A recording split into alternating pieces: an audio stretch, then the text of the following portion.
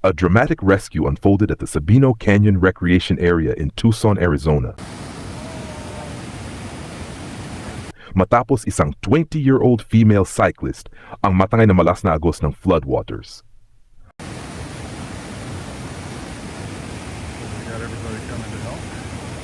Ayon sa ulat, nahulog siya mula sa kanyang bisikleta habang tumatawid sa tubig at ilang minuto ring hindi agad nakalabas. Yeah, she's in the hole. Mabilis namang rumesponde ang mga taong nasa paligid upang tulungan siya.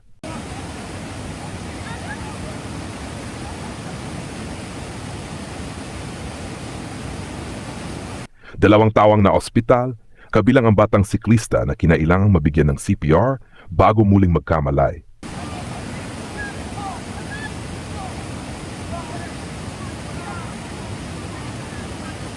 Isang nakakaalarma at nakatindig balahibong insidente na nagpapakita kung gaano kabilis maaring maging delikado ang malakas na agos ng baha.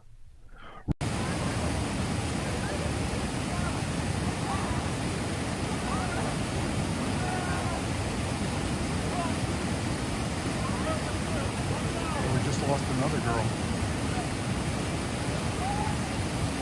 That girl's downstream. It's the one who got sucked through.